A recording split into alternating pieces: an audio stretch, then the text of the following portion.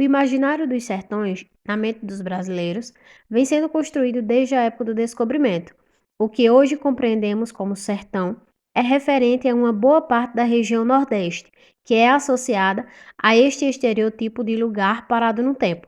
A mídia sensacionalista cria uma imagem na mente dos telespectadores e a alimenta com ideias negativas do que se entende como Nordeste, sendo que essas imagens corrobora com diversos estereotipos.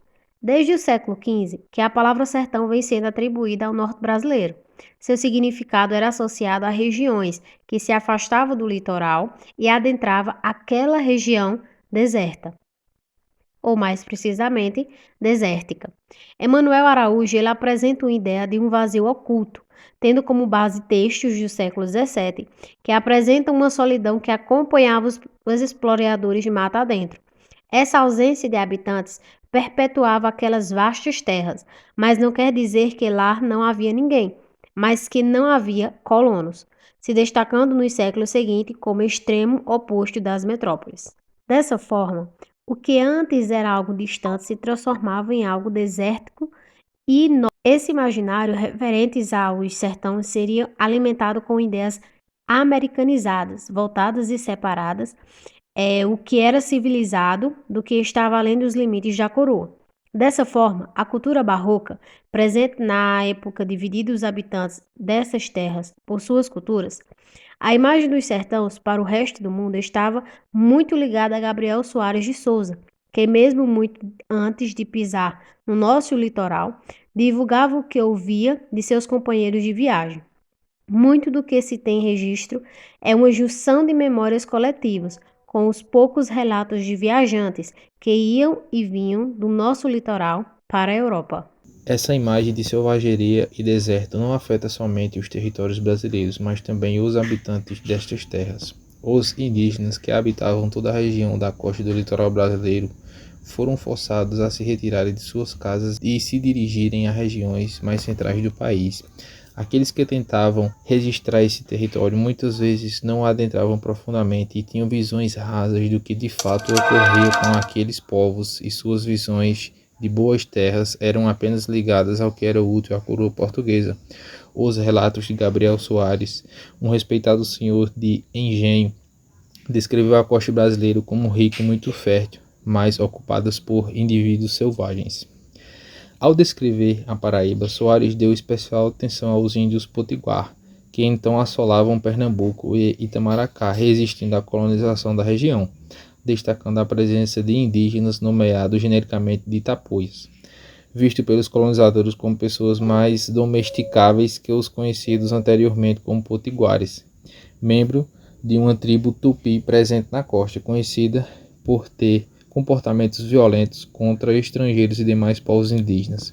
Esses relatos representam o sertão simplesmente como interior, região distante do litoral, quanto da colonização que estava ocupado por tribos, um espaço de guerras intertribais.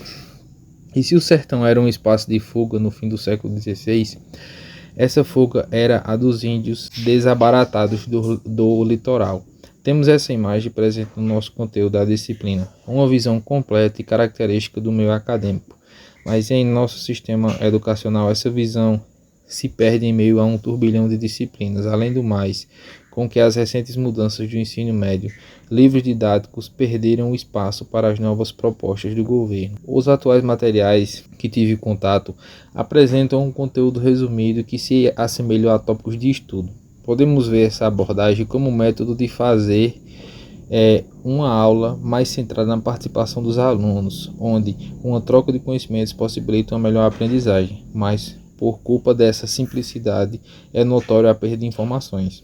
A presença de indígenas nos livros didáticos, desde que eu comecei a procurar saber, não é muito completa ou mesmo aprofundada. Entretanto, um livro que tenho à minha disposição é o História do Brasil, volume 1, do ano de 1990, que retrata todo o período colonial do Brasil, desde a chegada dos portugueses até meados do século XVIII, no capítulo 3 chamado de Os Povos Indígenas. De forma resumida, os textos abordam costumes, crenças e a relação entre colonos e indígenas.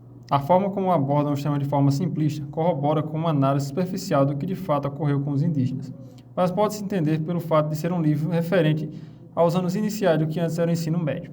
Em ver que essa abordagem mais simples ainda assim não diminui os indígenas, como podemos ver nesse trecho. Abre aspas.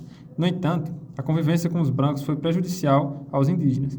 Eles acabaram perdendo seu idioma, sua religião e seus costumes originais.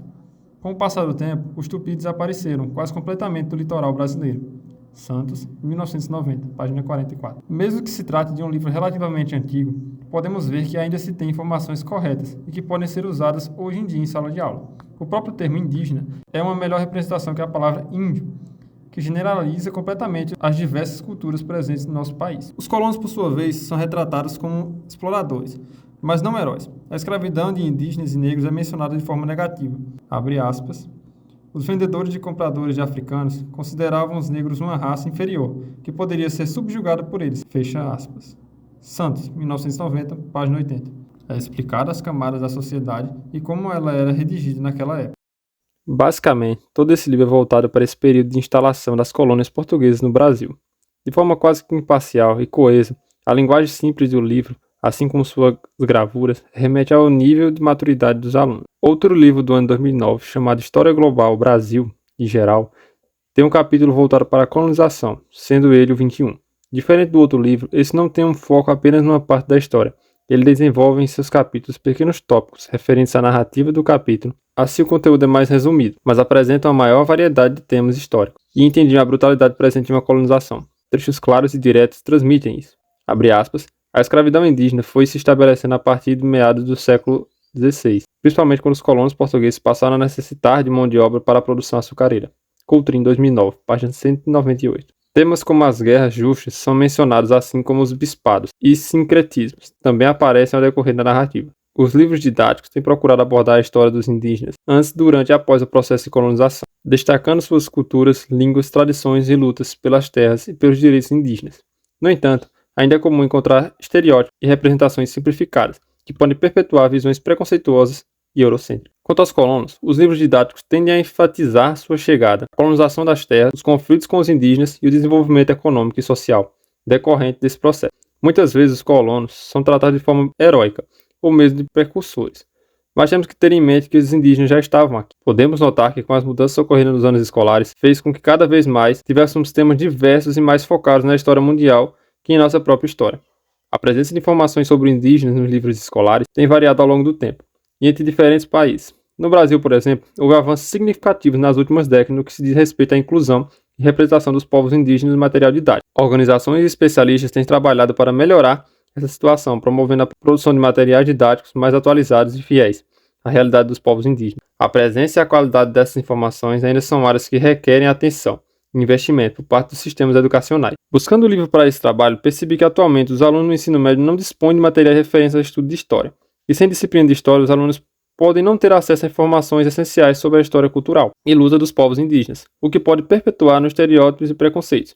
Além disso, a disciplina de história permite uma reflexão crítica sobre o passado e o presente, contribuindo para uma formação cidadã mais completa e consistente. Portanto, é essencial que o ensino de história seja mantido e valorizado nos currículos escolares, com conteúdos atualizados e inclusivos sobre os povos indígenas e outras minorias, promovendo uma educação mais democrática e plural. Uma boa alternativa seria a criação de uma disciplina dedicada para aprofundamento e reflexão sobre história, cultura, línguas e tradições e lutas dos povos indígenas, contribuindo para uma educação mais inclusiva e respeitosa. Temos que ter em mente que estudar esses temas em sala de aula é muito importante para a construção dos estudantes como indivíduos em sociedade. No entanto, é importante que essa disciplina não seja isolada, mas integrada ao currículo de forma transversal, dialogando com outras disciplinas e temas, para que os alunos possam perceber as conexões e a relevância dos conhecimentos adquiridos em uma formação educacional.